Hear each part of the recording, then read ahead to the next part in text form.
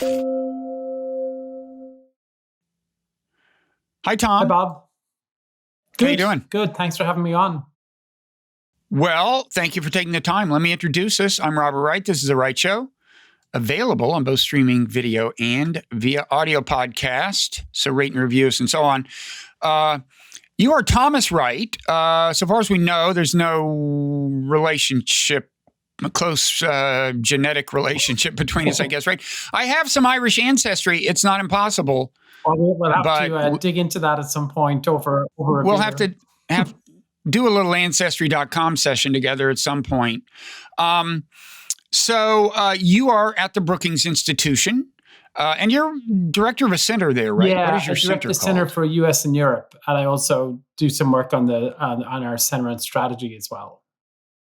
Okay, so you're a foreign policy person, and we are going to talk about foreign policy. Specifically, we're going to talk about the concept of the blob, a concept whose coherence you have questions about. For starters, let me say to people, in a very loose sense, you could say that those of us who use the term the blob mean by it the foreign policy establishment, but more specifically, we're referring to kind of the players within the establishment whose ideology and whose policy inclinations have tended to prevail within the last couple of decades. And those of us who use the term like this, and I must say we don't tend to use it in a flattering way, are sometimes called restrainers. There's a fair amount of ideological diversity among us, just as there is within the blob, I would say. So there are restrainers on the left, on the right, sometimes called the Restrainer Coalition or the Quincy Coalition, a reference to the one major foreign policy think tank in D.C. that represents restrainers, I would say, the Quincy Institute. And I call myself more specifically a progressive realist, and certainly not everyone in the Restrainer Coalition would use that term. Even those left of center might not use that particular term. But anyway, so the way this started is the term blob has been gaining currency, I guess, for a few years. The New York Times did a piece kind of on the concept not long ago, about a month ago. You were quoted questioning the coherence of the blob. In fact, I'll quote this part of the article. It says, in quotes from you, the people claiming that there is some sort of unified theory of blobdom are not thinking clearly, said Thomas Wright, a senior fellow at the Brookings Institution. For one thing, he said, even within Brookings, there is a wide range of opinion on Afghanistan.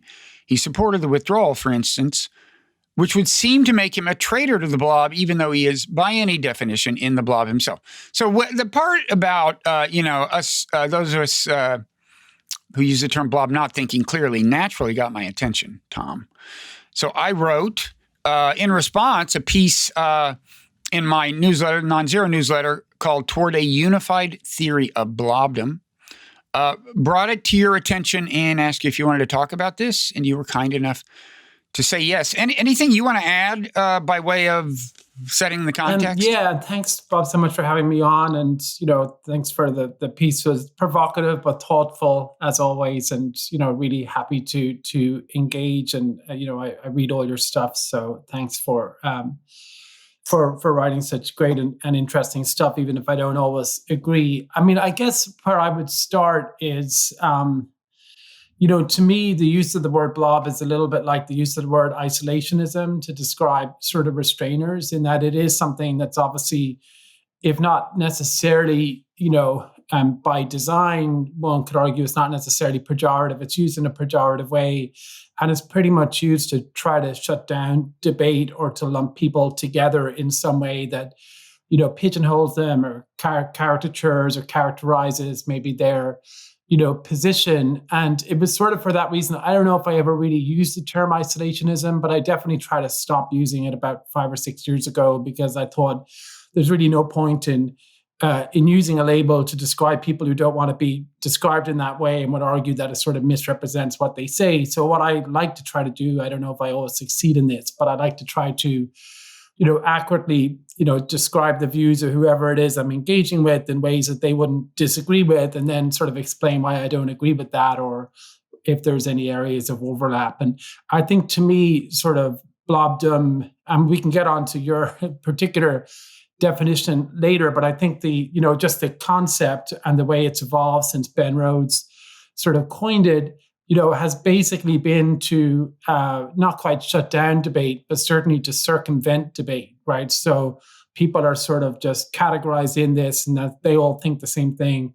They think this, and to me, sometimes it comes across, as a shortcut for those who don't want to do the reading, right, in terms of what people are actually saying, because there are important sort of nuances and differences, and ultimately, I think with the emergence of the sort of Koch-Quincy restraint school, one thing. We're going to mention Koch. I think we should mention the other funder as well. So the thing about Quincy is it is funded by, on the one hand, the kind of right side of the Restrainer Coalition is when the Quincy Institute was started a few years ago, a couple of years ago or something. The bulk of the money, or a lot of the money, the most prominently identifiable money, came from Charles Koch Institute, which is the foreign policy part of the Koch arm, and is very kind of anti-militarism. And then on the other hand, it was Soros money, Open Society Institute or something, and that represented kind of the left. So anyway, that's the context for those. Soros has sort of flipped, and Open Society have flipped recently, and there's an interesting story there we can get into. But I didn't mean it in a way to delegitimize or anything. I just meant CKI is a very interesting, sort of thoughtful, force behind restraint, and they engage in sort of think tank activities. Like Will Ruger, I think, has been one of the leading, intellectual forces behind, this movement. So, and obviously they've been involved with Cato and others as well. So, I think but when that, whatever we call it, when that movement emerged in the scene, one conversation I remember having with Will and others at the time was, the desire to have a respectful sort of substantive debate, right? And so my own view is that we can, as a community, I don't mean you and I, but as a community, that's what we should be trying to have, which is to understand both the respective positions of restraint and internationalism on their own terms and the nuanced granularity differences therein, and to sort of thrash it out that way. And I'm just not sure that, the term, for instance, the Blob sort of does that. I don't think the term isolationism does either. And so, I sort of like to retire those terms and just talk about what it is that people are saying on these issues at that moment. So, yeah, I would point to one contrast between Blob and isolationist. It's true that isolationist has been applied to the Restrainer Coalition in a pejorative way. One difference between it and Blob is isolationist has intrinsic substantive meaning. In other words, the means of derogation in applying that term to the Restrainers was to hearken back to an actual ideology that existed robustly for a while in American history that's associated with Charles Lindbergh, who, had certain kinds of sympathies, arguably, with Nazi Germany or whatever. But in any event, that's a term with a history, and we would argue that it's extremely inaccurate, not just because we don't identify with the specific movement called the American Firsters, but none of us is arguing for isolationism. The left-wing side of the Restrainer Coalition, like me, is arguing for, in a certain sense, more robust international involvement than most people in the foreign policy establishment. I want to nurture and respect international law than most so-called international liberal internationalists, I think. We want to build global governance and so on. And even the people on the right, who, first of all, tend to have sympathy for certain international governance ventures like arms control treaties. They also, I would say most of them are arguing for very robust economic engagement. And so it's a little different. I mean, the term isolationist, we argue, is just flat out inaccurate. Now, the term blob can't be inaccurate in that way because it had no intrinsic meaning, right? It doesn't have a history. Now, it could be incoherent, which I think is your argument. Your argument is that the people identified under the label of Blob are so diverse that it just isn't a coherent label. As I understood the argument you were making in the New York Times, that was that argument, right? I guess yes and no. I mean, yes, but on isolationism, without going too far down the rabbit hole, and I think Stephen Wertheim has argued some version of this as well.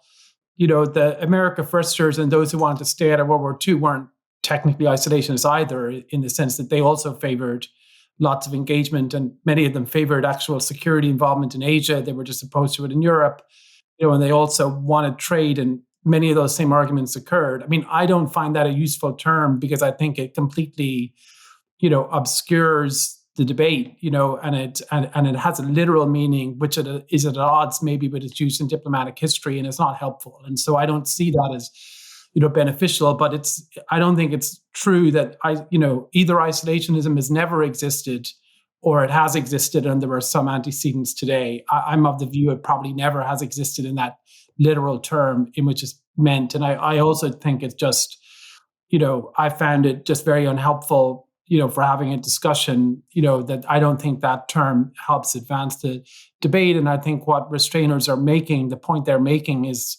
much more sort of sophisticated and nuanced, than that term implies. And it's really designed to sell something, to the public, I guess, to try to paint them in a certain way that may be unfair. But there's a similarity with the Blob.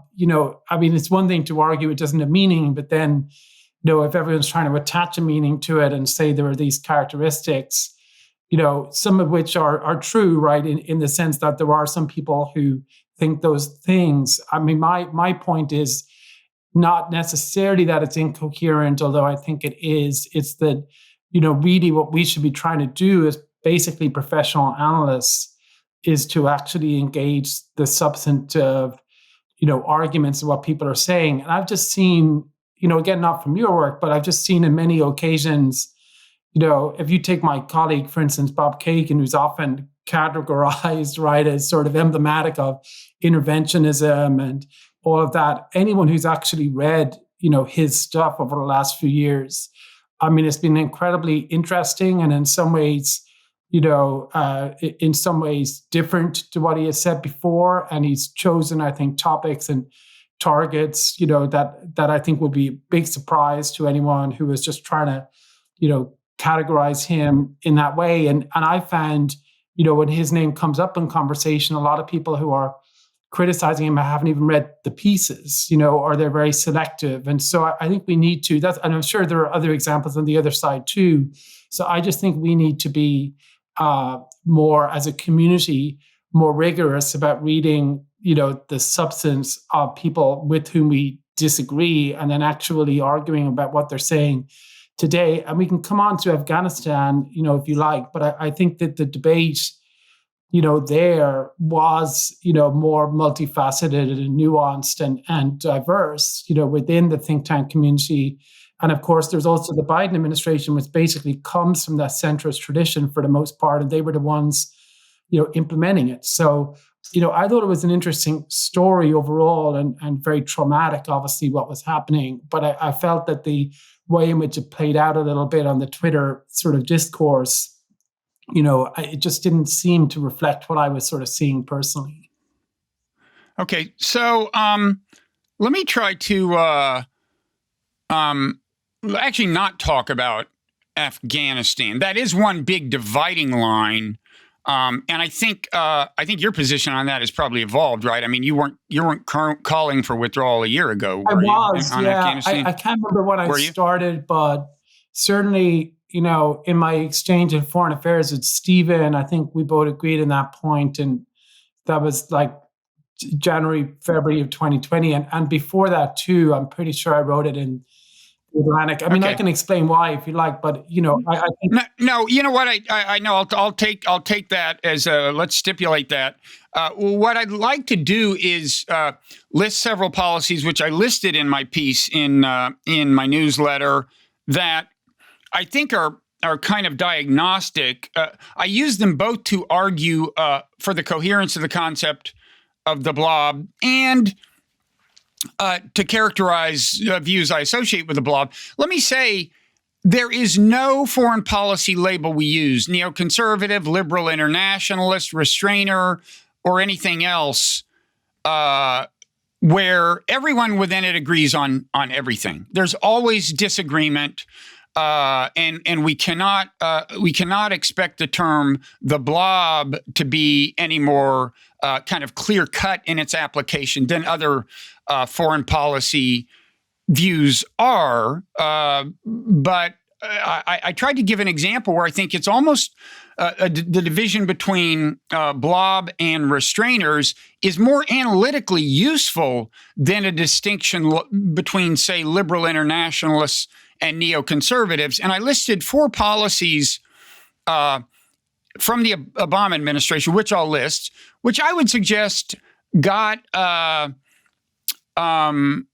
least if you look at Washington foreign policy figures who identify as liberal internationalists or neoconservative, most of these policies were supported by most of the people who carry those labels, and were not supported by restrainers. And I'll just give you the list. First, proxy war in Syria. There was very little dissent on that within the foreign policy establishment, that I recall. Liberal internationalists. Some people wanted him to do more. Bob Kagan probably wanted him to do more. But there were very few elites of influence in the establishment who said, no, we just shouldn't get involved. Obama's increase in the frequency and range of drone strikes. I don't remember prominent dissent on that. That's the second one. There's the non-military involvement in Ukrainian politics, which consisted of, on the one hand, State Department officials, notably Victoria Nuland, kind of visibly expressing support for protesters who are protesting the policy of a democratically elected president. And then it turns out behind the scenes, kind of trying to talking with other Americans. We know this from a phone call that was taped by the Russians and publicized. And in their view, what she was doing was scheming to anoint the successor regime. I mean, they talked about who the head of parliament, I think, should be if the president, should be deposed.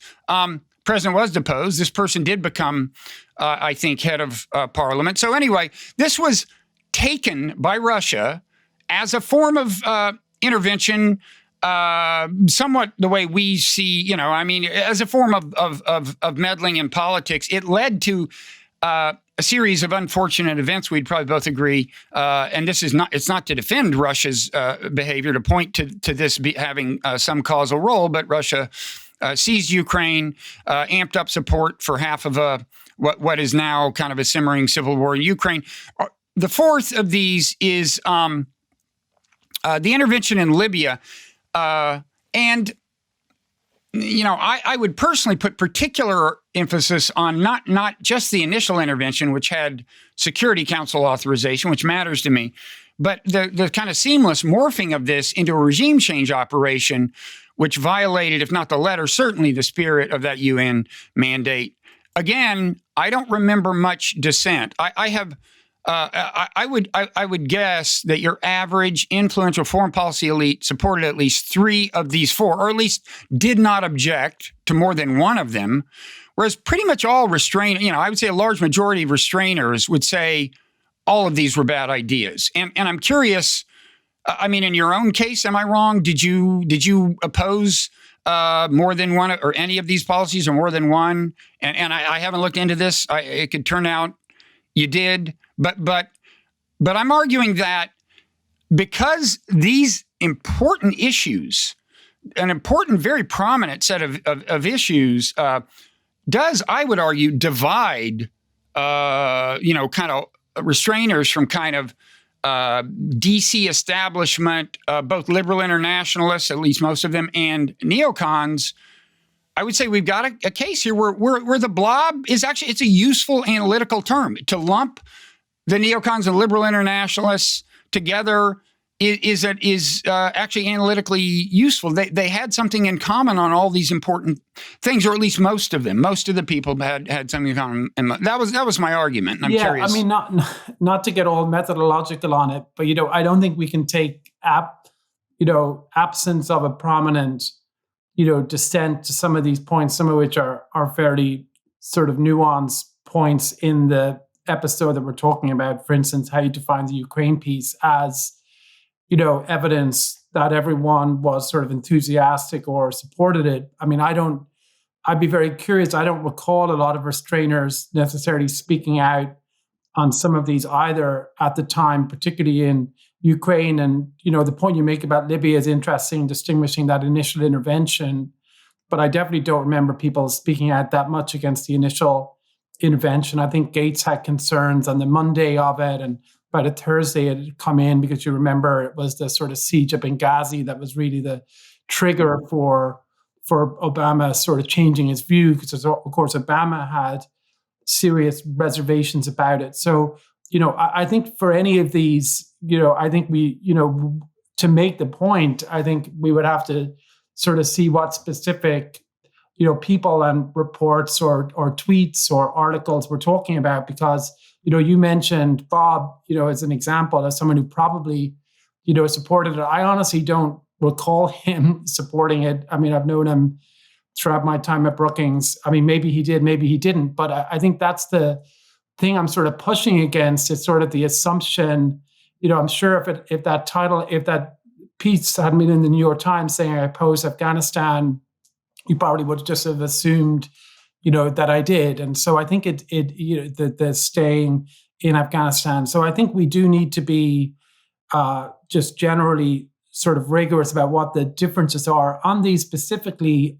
In Ukraine, we had a very public disagreement at Brookings, which we encouraged on Ukraine. Strobe, Talbot, Steve Pfeiffer, I think president of our institution, one of our senior fellows on one side, and Fiona Hill and Jeremy Shapiro and several others on the other side of it. That was over arming Ukraine, but it was also a little bit more general.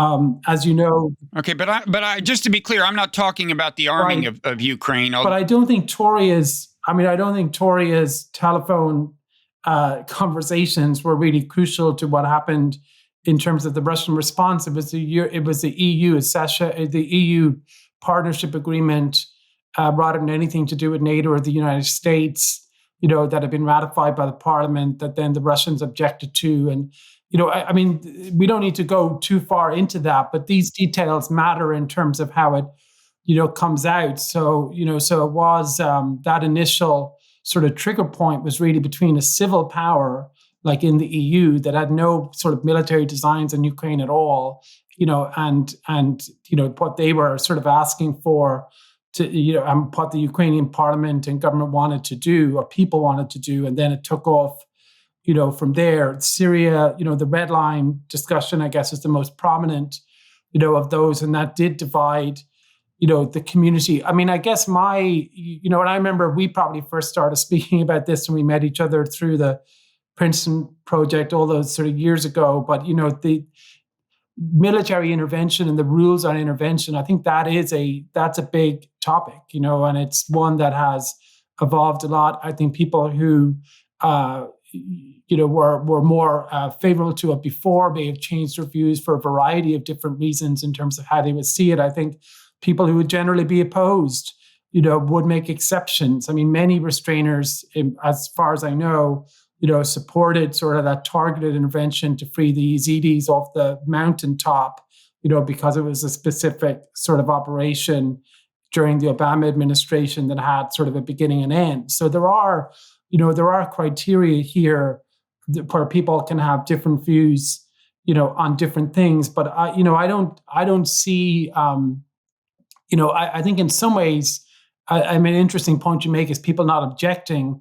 I mean, it is an interesting point to argue. Do people have an obligation, to object to stuff that they're not necessarily looking at? I mean, we have many scholars, very few of them work on intervention or Syria. And so does someone who works on Japan or China, or Europe have sort of a professional obligation, if they don't participate really in the restraint versus internationalism debate, to speak up on something. I mean, that would be new. That would be a new Yeah. sort of requirement. Can I speak to that specific point? I mean, one reason. You're right. The fact that you don't speak out against something doesn't mean you didn't oppose it. But one reason. Well, there are really two reasons I keep kind of confining my characterization of the Blob to kind of the DC insiders, although, a few of them may be in New York at the Council on Foreign Relations, but you kind of know what I mean. There are two reasons, actually. First of all, I suspect that actually there are a number of liberal internationalists, they would identify themselves that way, at colleges across America who we don't hear from, who actually do comply with the ideals of liberal internationalism in the sense of, for example, being very serious about complying with international law. I find that not characteristic of most people in the DC establishment who call themselves liberal internationalists. Most of them supported the Iraq War. Flagrant violation of international law, for example. So that's one reason I keep talking about Washington. But the other thing gets us to this issue of what we can infer from someone not publicly opposing a policy. Well, for a lot of these people at think tanks, it is kind of their job to publicly oppose things they oppose. I mean, they are hired by think tanks to be voices in the debate.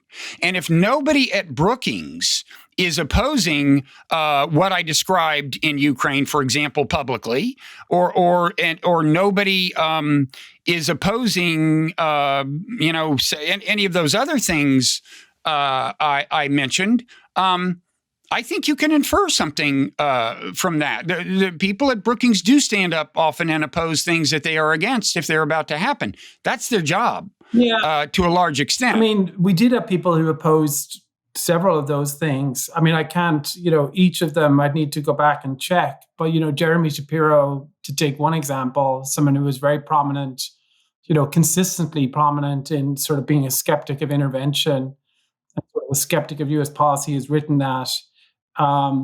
Again, like if you look at someone like Michael Hanlon, who has, been in favor, generally speaking, of a forward presence in the region on Russia policy, and on China policy, he actually takes a position that's maybe a bit more restrained. I don't know if it's of the restrained school, but it's more restrained, and we would have a disagreement, a substantive disagreement on that. Yeah. So there are, I don't think it's reasonable to expect someone who works on climate policy, to be writing about every twist and turn. No. I don't. We have 45-ish, full-time, scholars. A handful of those work on the Middle East, and on intervention and general U.S. strategy. I would also say that when we talk about, and I observe this pretty closely for the Afghanistan debate, but when people talk about, the Washington establishment or think tanks or any of that, they were mainly talking about who they saw on CNN, who invariably were not actually from think tanks. They weren't going through reading systematically either the articles or tweets or otherwise of people who are in think tanks. And for most part, I'd say, much as I'd like to think all our folks are really prominent, many of them would not be as part of that debate, right? And so I think it's often used as a shorthand to describe. I think what people mean by it is basically that noise they see from cable TV, talking about whatever foreign policy issue is in the news. Well, that is not, that is actually not really made up of many think tankers at all, So I just think that when we have this, when we're having this general conversation, as a community, as opposed to like you and I talking here, we sort of owe it to each other to say, okay, like what is, where is each side sort of coming from, and to accept as a starting point, that they're coming in good faith, because another, and I know you didn't make this point, but, Steve Walt has made it on many occasions, and some others have too, that, it's this idea that the Blob is, quote unquote, is sort of compromised, right? Because they're all in it for their own sort of self-interest, that they have grants or they have jobs that sort of require them to have these views, and that it is sort of inherently compromised or problematic. And that makes me pretty uneasy because that may happen, and it may also happen on the other side too. But in my sort of experience of this, limited as it is, most people are coming at this in good faith, right? People are like, we're having a discussion here in good faith, and like Sure. my conversation with Stephen Can I Bertheimer in good can I faith, address and, that? we recognize we both have. Right. Do you know what I mean? So I just Yeah, but I'd like to speak to that. I'm not sure Steve Walt has put it exactly as you said. He may have, but here's the way I would put it, and I kind of suspect he'd agree. On the one hand, yes, we think the money that goes to support think tanks has an unfortunate influence on policy discourse. And the money comes, there's certainly money from the arms industry. There's money from various, kind of more narrow interests. There's the so-called Israel lobby, pro-Israel money. There's been more and more money from some Sunni states in the Gulf, UAE, Saudi Arabia. There is a Cuba lobby. There is a Venezuela lobby, and there's probably money on both sides of the China thing right now. But we do, on the one hand, think that this money has an influence, but I don't think that means anyone is arguing in bad faith. It's not like the think tanks go out and find people on the street and say, okay, we're going to hire you, and unless you agree with us on A, B, and C, we're going to fire you. They just hire people who agree with them. There was a moment once where Noam Chomsky was talking to, I think, a BBC commentator. Of course, Chomsky's view of this is at least as cynical as mine in terms of the way financial interests influence discourse.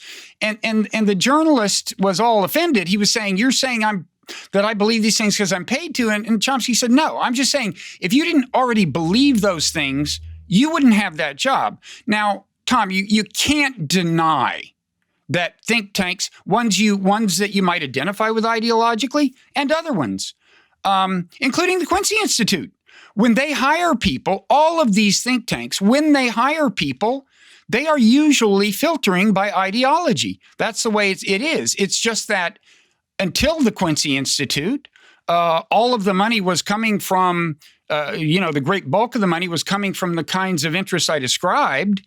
And now, for the first time, you have an institution that has some financial support from restrainers. But the main point is, I'm not saying anyone's arguing in bad faith. I'm just saying that, and I'd be curious if you would take issue with the claim that when think tanks hire, they are imposing, whether or not it's explicit, a kind of ideological filter. Yeah, I mean, on that question, I think I don't really agree with the characterization. I mean, I think there's a couple of distinctions one could make, right? So if we get funding for a chair in Germany studies, for instance, and to look at Germany's role in the transatlantic relationship, it will be, we will have full independence and flexibility in terms of who we hire for that. I think it would be somewhat problematic if we were to go out and hire someone from the AfD for that, because that would be like a particular view of Germany, like a very narrow definition. Like we need to really sort of think about that, why we were doing that, right? So I think there's a certain, obligation if you're starting out in one position or you're starting out with a center, you want to try to reflect the debate and discourse, that will, be relevant to the general policy discussion within a fairly decent range, right? So, looking for someone who can talk about, Germany today and its role in Europe and its role in the world, and do so in sort of an informed way that will shed light on the discussion, right? That will possibly. Yeah, but it's not going to be somebody who's opposed to the idea of NATO, for example. And I'm not, I'm not a big NATO obsessive. I think there are restrainers who are. Well, I mean, for whom fundamentally changing NATO fast is a priority. I have more complex views, but again, one of the frequent targets of those on the restraint side. But Mike O'Hanlon is a very vocal skeptic of NATO expansion, and has made a very public argument against further NATO expansion. And we have had people who have made the opposite argument to him on that. And they've had internally, we've had pretty public disagreements. So, Mike is not calling for NATO to be abolished. I don't really know of very many people on the restraint side or on the internationalist side. Some do, but not many who do that.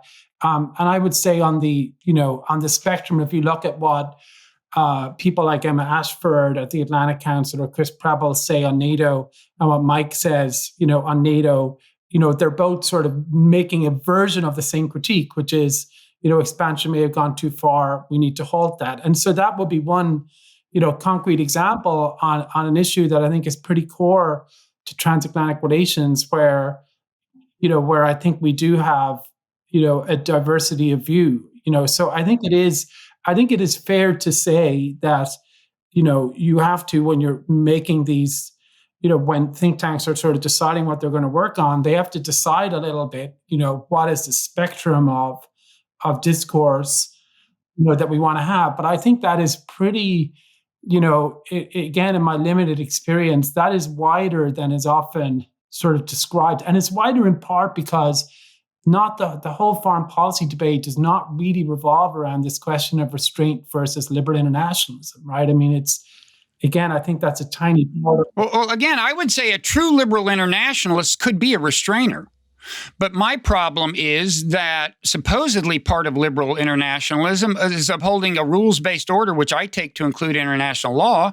And yet everyone, I mean, did you support the Iraq War? Did you support the Kosovo intervention? If you opposed them both, then maybe you are like me, an international law obsessive. But most people in what we call the Blob did not oppose either, and they were violations of international law. So, I want to say it's kind of the influential establishment liberal internationalists who tend to fall in the definition of the Blob as I see it. It isn't liberal internationalists in principle.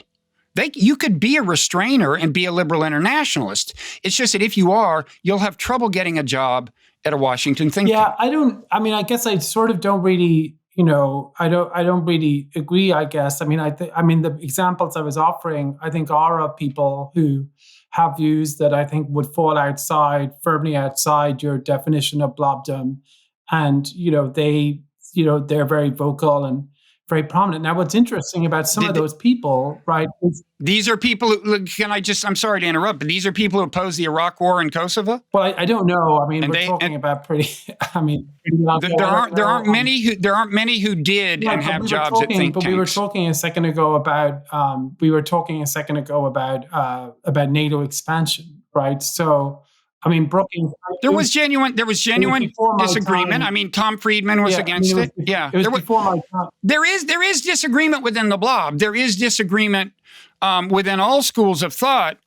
But maybe it would help if I kind of revisited some of these things on my laundry list and got a little clearer about what I mean. It's like in the case of Ukraine, it isn't just that our non-military involvement in the Ukrainian politics may have led to the bad things I mentioned or played some causal role. It's that my ideology, I don't purport to speak for all restrainers. I'm sure I don't, but it's just we should not be in that business.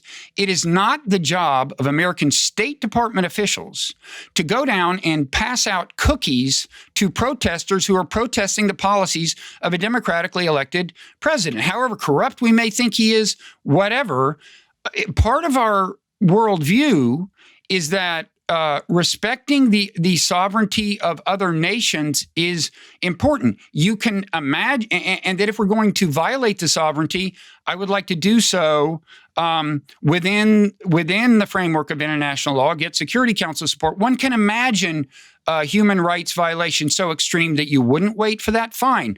But I just want to stress, this one restrainer is opposed in principle to State Department officials behaving like that. I am opposed in principle to this expansion of drone strikes, this eternal, kind of obsessive attempt to head off everything that looks even remotely like some sort of distant threat through violent means. I'm opposed in principle to the kind of regime change we saw in Libya. And I just don't, the people in the blob, there are disagreements on specific issues, and that's great. Certainly NATO expansion was one, there's no doubt. But I just don't know many people in what I call the blob who are just, they have these principled objections to this diversity of things. And I'll give you one final example, and then I'm sorry, I'll stop and let you talk a long time because I've been talking a while. But after the Soleimani assassination, I was listening to the Lawfare podcast, which I think is partly a Brookings thing, right? And it was a round table. There were either 4 or 5 people. You would think that this is, it was assembled for the purpose of discussing this really important development. This was an unusual thing. We had assassinated the most important military official of a sovereign country that we are not at war with. And at the end of it, so you would think that they would take pains to have a group that's somewhat representative of at least the foreign policy establishment as they see it. And sadly, I think these people were representative, and I don't remember who they were, but I remember at the end, they went around and they said, would you have done this? Would you have done this? Would you have done this? Not all of them said yes, but none of them said no without qualification. None of them said no. This was pretty clearly a violation of international law. The initial claim of imminent threat was a lie. We now know that that was not true. It was, and that's probably the only avenue through which you could have come up with some kind of semi-plausible international law justification. None of these people just said, no, we should not be in the business of violating international law flagrantly and assassinating the leading, the most important military official in a sovereign country. Now, they did, some of them said, well, I wouldn't have done it in Iraq, or I wouldn't have done it now, or blah, blah, blah. But nobody just said no. And to me, that so crystallizes what I object to about the blob. I mean, and maybe now, as promised, we'll stop and let you talk a long time. I think what it's sort of becoming clear to me is I think your issue really is with the international law piece of this, and that there's not a constituency of people within think tanks to sort of speak up for the sanctity of international law in the way that you hear in other countries. And I think that's a fair criticism. I think in that I don't think I can't think off the top of my head about many people who would sort of argue for the for on principle the supremacy, or for want of a better term, of the UN Security Council, for instance, in terms of constraining U.S. action.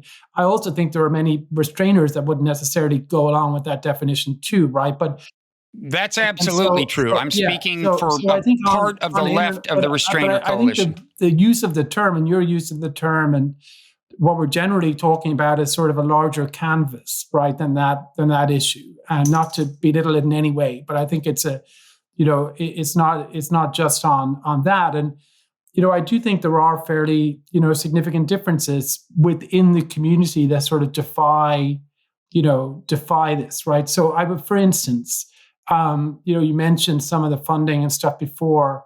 I mean, Bob Kagan's article in the Washington Post a couple of years ago on Israel and democracy, I think was incredibly, interesting, surprising in many ways, and would not in any way fit into the categorization that people have about where he is situated in the debate, right? And if it came out from someone else, it would probably would have, it would have generated a lot of comment. It did generate a lot of comment, but I think the point I'm making. It was sort of not. It was I think a very intellectually honest, piece. I mean, we mentioned the NATO expansion piece before.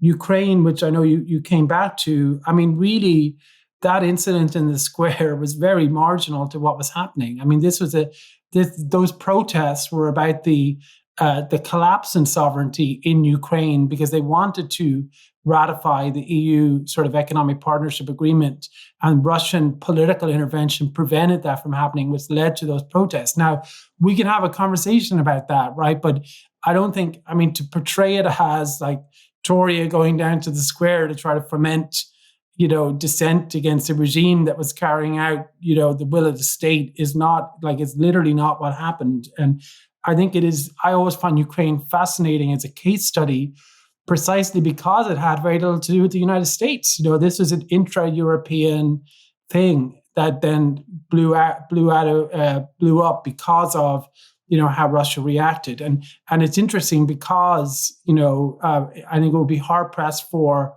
Restrainers or anyone to sort of categorize the EU in the same way as they do the US, right? So I think, I mean, my main point though is that, and I know we haven't even gotten on to China yet. But my main point is really this, Bob, is that, there are interesting debates happening on both sides of the ledger, and then multiple other sides as well. And I think what we all need to try to do, and what I need to try to do more, and I try this, I don't know if I always succeed, but is to really engage those, arguments and discussion, and to read each other's stuff and to say, okay, and it's not just about where someone was 20 years ago or 15 or 5 years ago even as well.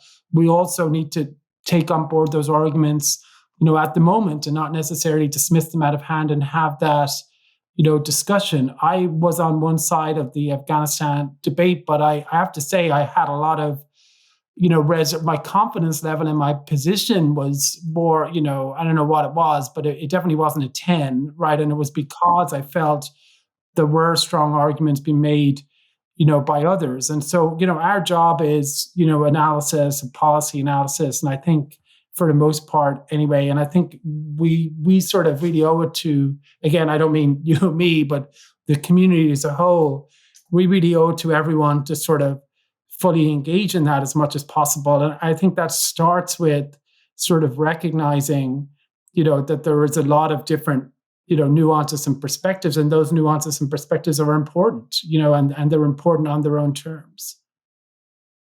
Yeah, they are. Let me, and there is disagreement. People change their minds. There has been slowly building support for Afghanistan withdrawal over the last few years, and people have changed their minds, and people do. And again, I'm not saying that there's any more coherence or consensus within what I'm calling the blob than there is within other schools. I'm just saying that there's been a lot more consensus than kind of in the sense of majority over, clear majority support among influential blobsters on key issues than a lot of restrainers would like. You're certainly right that not all restrainers are international law obsessives, as I am, but I would say, set aside international law and the Soleimani assassination, I do think a lot of the restrainers who aren't that big on international law would say, we do play a role in establishing norms. Do we really want a world in which people feel it's okay to just decide to assassinate the most important military leader in a sovereign country? I mean, that should count for nothing. To say nothing of the sheer brinksmanship and the sheer recklessness of the act. I just and finally on the international law thing. One reason I focus on that in the context of Soleimani is I suspect that all the people at this this lawfare roundtable, certainly most, would call themselves liberal internationalists. And liberal internationalists do tend to pay some considerable degree of lip service to international law.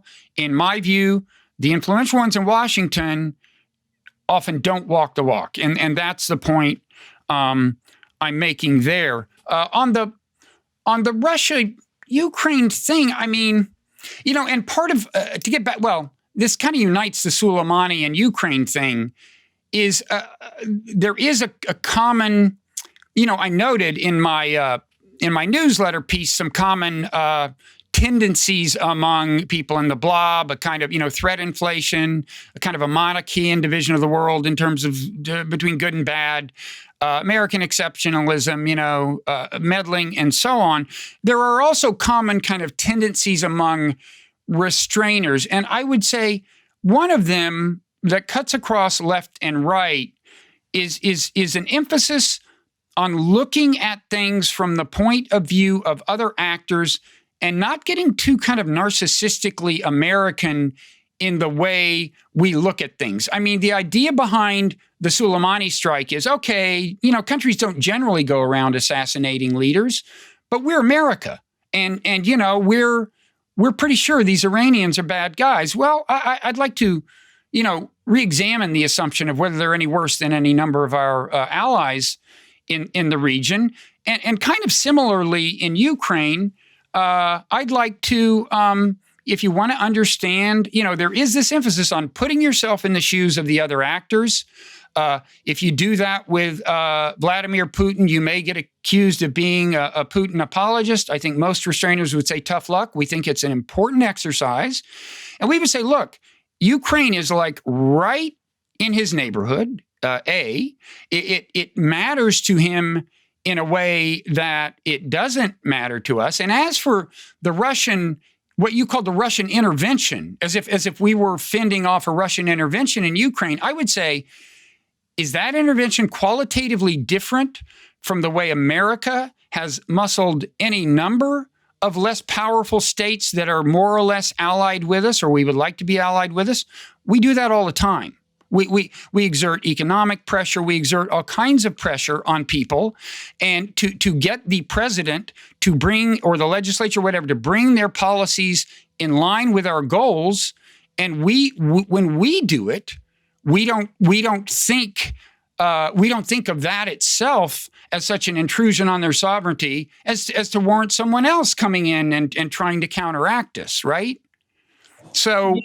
Those are some things I'd say. I do remember, I think it was picked up maybe by Peter Beinart or someone else on the strategic empathy point, or putting cognitive empathy. I did sort of have an issue with it, I guess, when I read it, because, it seems to me what you're arguing is that, which is not an unreasonable point, of course, is that the US policymakers should think about how it looks from the point of view of an adversary or a rival. But one thing I have noticed with the restraint community is a little bit of a reluctance to put themselves in the shoes of allies and partners, right, and of other countries. And so, for instance, if you take the much vaunted debate over 2% or US obligations to NATO, I'd love to see a Quincy debate that actually talk to any Europeans of their choice about how they feel about what restrainers are proposing in terms of Europe becoming more militarized so the US can sort of pull back. Because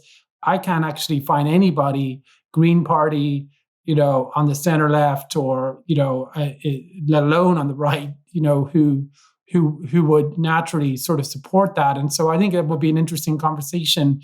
Ukraine, I mean, you're talking about the Russian perspective in Ukraine, not the Ukrainian perspective in Ukraine. And, you mentioned international law before. I mean, international law sort of applies there too, so I think I'm all in favor of, But how did international law apply before? I mean, certainly Russia violated international law in seizing Crimea, for example. Yeah, but what had a violation of international law taken place before we were passing out cookies? It's certainly a violation of sovereignty in terms of the demand that the government reverse, its stated policy in the Act of Parliament and ratifying the EU sort of partnership agreement. But whether or not that's technically, violation of international law, I think I'd need to, I don't think it is. If the State Department's presence in the square is sort of an egregious, from your perspective, an egregious act, then what Moscow did in terms of the pressure brought to bear, I think it at least is, certainly in my view, greater. But the broader point is just that, the broader point is that I think I of course agree that it's important to see things, from the perspective of, other actors, but it's a broad sort of world out there, and I think that it's, which actors are we sort of talking about? I have written, in my previous book and in other pieces, that I actually think where the Russians and the Chinese are coming from in terms of their attitude to the US, that they're coming from a position of insecurity, to try to protect their regime from what they see as externalities from our system. That does not make me feel any better at all, right? Because I also don't believe that we should accommodate those concerns. But I do think they come from a sense of insecurity rather than a sense of, inherent ambition, right? I think oftentimes dangerous activities come from insecurities. But I think it is important to sort of understand those dynamics accurately so we know how to, respond to them. But I think people do try to, not always, and but I think it's shared on both sides of this debate. I think it's the restraint debate to me, and I've asked restrainers about it, and they often say, I say, well, what if Europe objects to your plans to pull back, not your plans, but their plans to pull back from NATO? And the answer is, well, look, we have to act in America's interests, and that's America's interest, and that's what we have to do. Now, that's a perfectly legitimate answer. It's not very dissimilar to the type of answer you have from, internationalists on occasion. So I think it's, I'm not sure there's sort of a... Part of it is definitely a disagreement about how you serve America's interests. There's no doubt. I actually think it's in America's interest to nurture international law, for example, because our relative power in the world seems to be pretty inevitably declining. That's natural course of events as countries like China become more prosperous. So I do agree that the debate is largely about how you serve America's interests, as the debate within the foreign policy establishment you would expect to be. But I think there are real differences there. I think a lot of people in what I would call the blob, think it's okay for us to just do these drone strikes, apparently just forever in these various countries. Sometimes we don't find out about them. I guess the CIA ones are confidential. Our tax dollars go to kill people without our being aware of them. That's okay. You mentioned that a couple of times, and but even there, my former colleague now, but Pete Singer, who co-directed our defense, program for quite a while. He did some of the most sort of important work, early on in terms of documenting that. I think he was quite critical of it in some ways. I don't think he went as far as you would like in terms of, saying it should be brought to a close. But, important work was done at Brookings, for just to take the example I'm most familiar with, which is not, just cheerleading this, but actually trying to have that broader, discussion. So I think it is, to me, these are all, debates and discussions that are worthy to engage in. I just worry that, framing it in a way which is, there's one side that sort of just is sort of monolithic and, ideological in the sense that they will go along with whatever this, government or national security, establishment wants. That to me doesn't really reflect what right. But this, it's interesting. You're mentioning, you've at various times said, well, you can find there is this person at this mainstream establishment institution who took issue with that, and I can cite other names. I don't know where Mike Kazinko is now. He may still be at the Council on Foreign Relations, but he's a good example of somebody who I agree with a lot. He was at the CFR, but the reason that in this piece I wrote for the Nonzero newsletter, I emphasize that I'm not defining the blob as a foreign policy establishment, strictly speaking. I'm not saying everyone at all the mainstream institutions. I'm talking about the ideology and the people who support it that has prevailed within that establishment. And it manifestly has. The Afghanistan withdrawal is one of the very few exceptions. The drone strikes continue, and I don't see many op-eds like opposing them, and not from the people I would say are in the blob. These policies continue. We do have troops in Syria in violation of international law. We do have troops in Iraq. The drone strikes continue. I could go on. And the reason it gets back to the term the blob, as I said earlier, that it has no prior ideological connotation. What it refers to is, at least as I see it, is the inexorability of this admittedly somewhat amorphous worldview, but a worldview characterized by some of these tendencies I described. In terms of the influence on American foreign policy. You can point to dissenters here and there within certain mainstream think tanks, but like me, they're pretty much always on the losing side. Yeah. And that is what has some of us increasingly speaking in these energetic, bordering on irate tones. Yeah, I mean, I would just say, Bob, that, again, I can only go on my personal sort of experience on this stuff, but I have sort of noticed, particularly amongst people in or around my sort of generation on, foreign policy questions, over the course of, whatever it is now, the 20 years since 9/11, for the last 10 anyway, when I've been sort of at Brookings, that there has been a pretty collective disillusionment, I don't know if it's the right word, but certainly concern and serious reservations about, the broader sort of Middle East policy. Many people, prominent people who co-direct centers and senior fellows in this have written, that, Martin Indyk, wrote a piece on that a couple of years ago. Very prominently, Middle East isn't worth it anymore. We had Tamara Wittes and Mara Carlin, two very prominent scholars with us do it. And I think more generally, amongst people who don't do Middle East policy, you could see that. And I would just say, if you did a serious, serious in a negative way, but if one did a rigorous study of a year ago in terms of what the community was writing and saying about the greater Middle East, I think you would not have been surprised by the withdrawal from Afghanistan, right? Because that was where the view was generally shifting. And, people, we talked about me earlier, I started writing on it, I guess, in pieces I was writing on general U.S. foreign policy 2 or 3 years ago.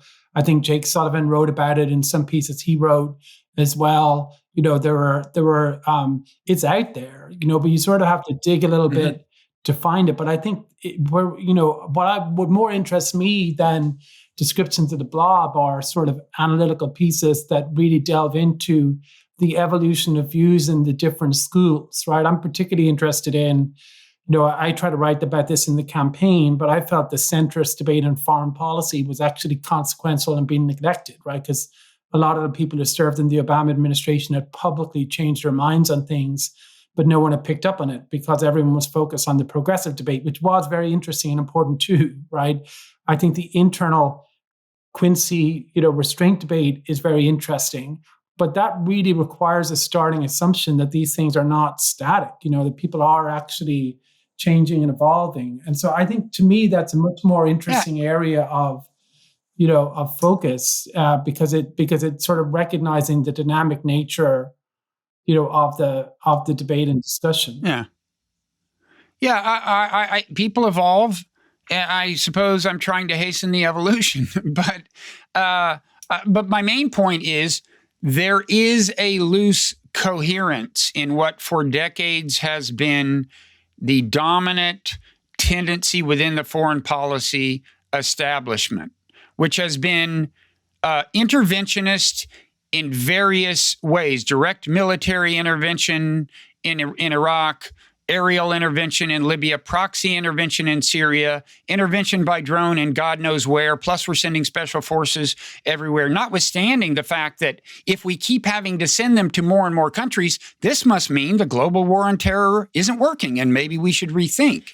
So, it just continues to happen. And I agree. I think one thing implicit in what you're saying is learning does take place. Most people do now recognize that the Iraq War was a mistake. Even the overwhelming majority of people in the establishment who supported it. Most of them recognize that it was a mistake.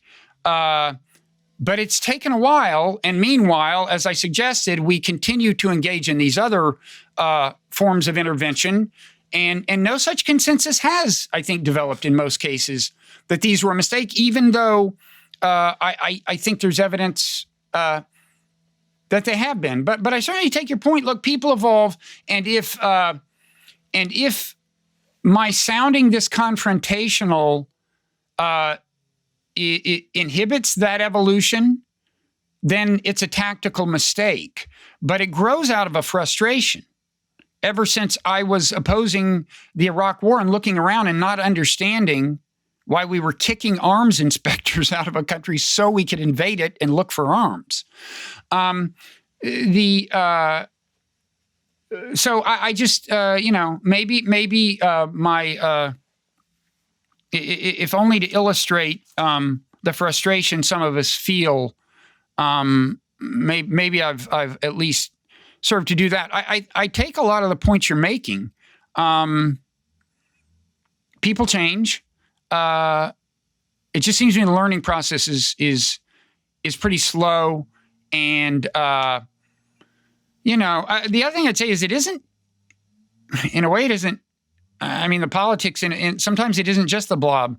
For example, I would think, for example, a lot of people in what I call the blob, well, it's an interesting question. I don't want to get in the Iran nuclear deal, but that's an interesting kind of special case where a lot of people would, in principle, say they support restoring it. But there's some, there's some absence of political will early on in the Biden administration or something.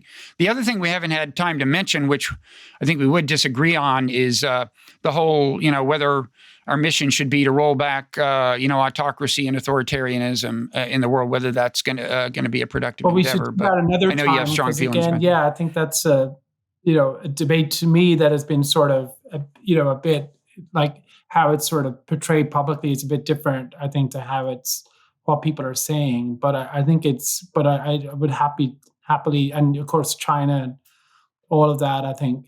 I would just say in closing, Bob, I think to me, it's not necessarily just that people, evolve, because, I'm sure, people in the quote unquote establishment will continue to say things with which you very much disagree. It's just that we, I think we need to be having the debates that, that in terms of what people are actually saying, because I think the content of it sort of, does matter. What people have said before matters too, and can come in and has a bearing, but I think it is, what I worry about most, and this is the reason why, I'm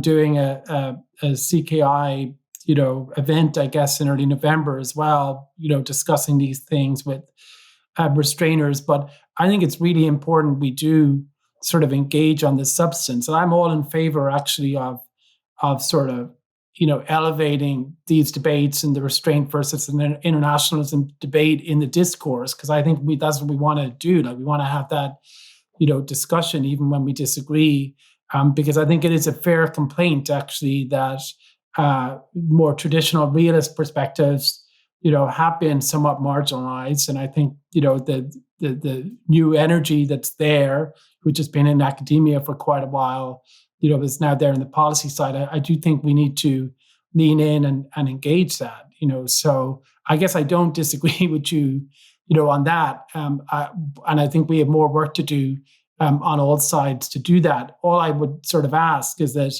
I think when we do that, it's important to do so, recognizing,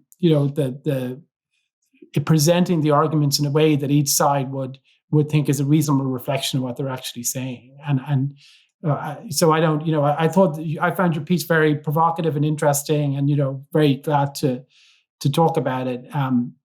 But I think that's probably the one sort of, place of divergence a little bit. But I look forward to doing this again in the future as well. I really enjoyed it. Yeah.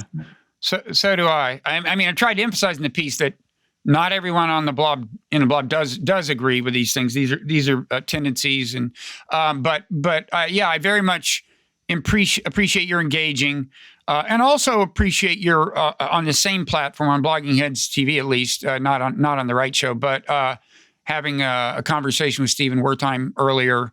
He's another restrainer. He's better at sounding restrained while debating restraint than I am. So if people want to see a restrainer who seems restrained, I'd encourage them to. Yeah, well, compared to what I'm capable of, sadly, I was. But thank you. And look, if you were, you were ahead of the curve on Afghanistan. It sounds like people who would identify as you would identify ideologically. And congratulations on that. Well, I don't honestly. I didn't. It is a very tough one, I think, and I think it's very traumatic. For everyone, what happened. So I think it's just. Yeah. Oh, it was bound to have tragic elements. I think as it wound down, and the trouble isn't over. I mean, well, I won't get into it. Another issue is withholding the government's money, but I won't get into that right now. So, thank you so much. I hope we'll continue the conversation. I hope we'll find out whether we are related at some point too. I no doubt if we go back far enough, we all are. Okay. Thanks so much, Tom. Thanks.